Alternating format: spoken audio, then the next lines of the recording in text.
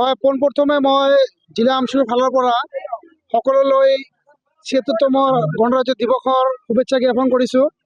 আপোনালোকে জানে প্ৰত্যেক বছৰৰ দৰে এইবেলিও আমাৰ সাবকাটা আঞ্চলিক সমিতিৰ অন্তৰ্গত হাউৰিয়াপাৰ শাখা সমিতিৰ উদ্যোগত আৰু সাবকাটা আঞ্চলিক সমিতিৰ সহযোগত গণৰাজ্য দিৱসৰ প্ৰতি লক্ষ্য ৰাখি বা সংহতি ৰাখি বিভিন্ন কাৰ্যসূচী লৈছে, দিনজোৰা কাৰ্যসূচী।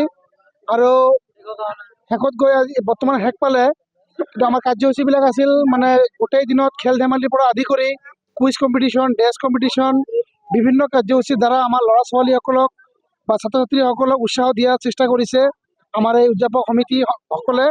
আৰু আমি এই সভাৰ জৰিয়তে এটা মেছেজ দিব বিচাৰিছোঁ যে আমাৰ সমাজত যিসকল ল'ৰা ছোৱালী বৰ্তমান উঠি আহি পঢ়া শুনাৰ লগত জড়িত হৈ আছে, যে আপোনালোকে বিভিন্ন অসামাজিক কামৰ পৰা দূৰত থাকি নিজকে শিক্ষাৰ লগত তথা খেল ধেমালিৰ লগত জড়িত হৈ থাকক আৰু নিজৰ যি উদ্দেশ্যৰ লক্ষ্য তাত সফল হ'ব বুলি আমি আশা ৰাখিছোঁ।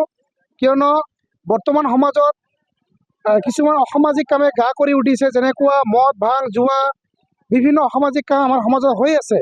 তো এনেকুৱা এটা সমাজত যদি আমি সমাজখন সঠিক কৰিব বিচাৰোঁ বা সমাজৰ পৰা এইবিলাক দূৰ কৰিব বিচাৰোঁ, তেনেহ'লে আমাৰ যিবিলাক নৱপ্ৰজন্ম আছে শিক্ষিত হ'ব লাগিব, আৰু সুশিক্ষাৰে শিক্ষিত হ'লেহে আমাৰ সমাজৰ পৰা এইবিলাক বস্তু দূৰ হ'ব।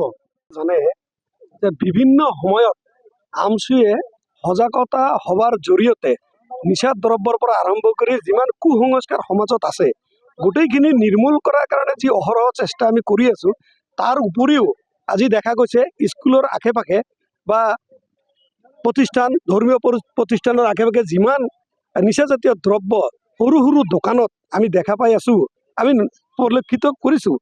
কিন্তু আমি যে সজাগতাৰ যিখিনি কাম আমি কৰি আছোঁ ইতিমধ্যে, এই সজাগতাৰ জৰিয়তে গাঁৱৰ যিবিলাক মুৰব্বী সমাজ, সচেতন ৰাইজ আছে, সিহঁতেও ইয়াৰ জৰিয়তে সজাগ হ'ব লাগিব। তেতিয়াহে আমি এই সৰু সুৰা দোকানবিলাকত বা স্কুল প্ৰতিষ্ঠানৰ লগত যিবিলাক দোকানত যে গুটকা সামগ্ৰী বিক্ৰী কৰি আছে, এইবিলাক তেতিয়াহে আমি বন্ধ কৰাৰ সক্ষম হ'ম বুলি আমি অনুভৱ কৰিছোঁ।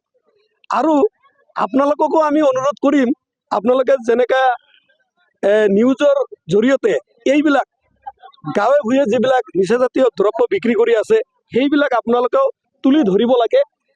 যেতিয়া আপোনালোকে গোটেইখিনি তুলি ধৰিব পাৰিব, তেতিয়া আমি চাম যে আমাৰ মুৰব্বী সমাজ, গাঁৱৰ যিবিলাক মুৰব্বী সমাজ আছে সিহঁতে সচেতন হোৱাৰ যোনটো সচেতন হোৱাৰ কাৰণে সিহঁতে বাধ্য হ'ব বুলি আমি আশা কৰিছোঁ। লগতে আমি আৰু এটা কথা ক'ম, আমি অকল সজাগ হ'লে নহ'ব, আমি ছাত্ৰৰ ক্ষেত্ৰত অকল সজাগ হ'লে নহ'ব, আমি গাঁৱে ভূঞে আমি গোটেই মানুহখিনি আমি সজাগ হ'ব লাগিব। তেতিয়াহে আমি সুস্থ সবল এটা সমাজ আমি গঢ়িব পাৰিম।